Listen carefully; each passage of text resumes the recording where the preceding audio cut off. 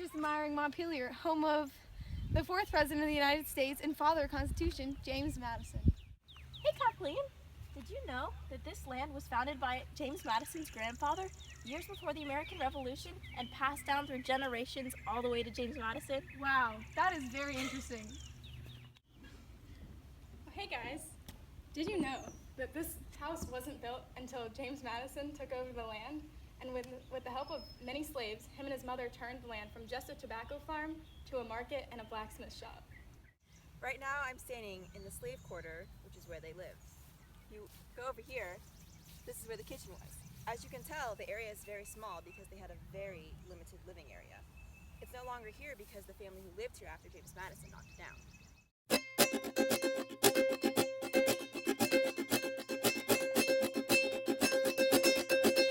Here at Montpelier, James Madison owned many slaves. If you follow me this way, we're going to go visit the slave cemetery. Over here you can see in the ground there are depressions where you can tell that the graves are of the slaves. This is where the coffins have collapsed in and soil has filled. Also at this location, this is where the slaves performed their ceremonies for their funerals. The Madison family didn't organize them, but they did them on their own time. They would do it over there. One of James Madison's major contributions to the United States history was the Virginia Plan. This draft was presented at the Constitutional Convention in order to provide equal representation for each state. The Virginia Plan proposed a bicameral legislative branch. This consisted of two separate houses represented under the legislative branch, resulting in representation based on population. The separate houses benefited largely populated states. At the convention, the delegates agreed on the separation of houses, but concluded that one house must be based on equal representation and the other house based on population. The Virginia Plan was significant to the United States history because it provided a conclusion to equal representation between states and is still found useful in our government today. The Constitution is the supreme law of the United States of America. James Madison was one of the founding fathers that was involved in drafting the Constitution at the Constitutional Convention in 1787. James Madison's role at the convention was representing Virginia and becoming the chief recorder of information. Madison argued strongly for a strong central government, which he felt would help unify the country. Madison played a big role in being a Federalist, which supported the ratification of the Constitution. His writings were a part of the Federalist Essays, which pushed for the ratification of the Constitution. James Madison came to presidency in the midst of many of the first conflicts the United States faced as a new independent country.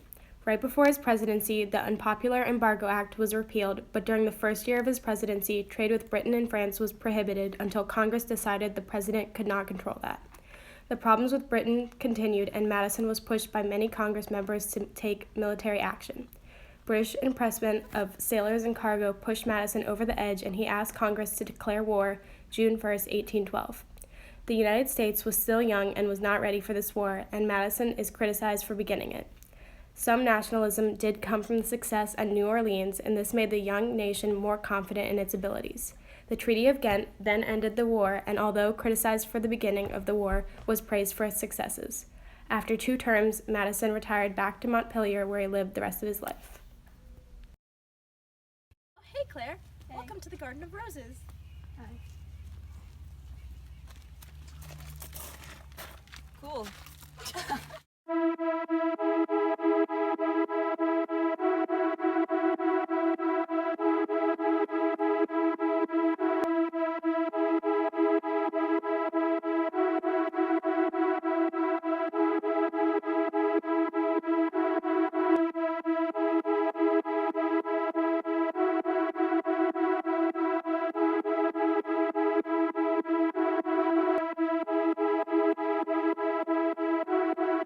Now we are at the location of the Madison Family Cemetery.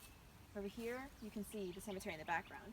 That big gravestone is where James Madison is actually buried. There are about 100 graves in the family cemetery. There are about 79 that are identified and 31 that are unmarked in there. James Madison struggled with his health throughout his entire life. From the onset of epilepsy to his recurring spells of bilious fever, Madison was nearly always sick. He never grew to be taller than 5 feet 4 inches or weighed more than 100 pounds, making him the smallest president to have ever taken office. He eventually passed away from heart failure at the age of 85 and was buried in his backyard.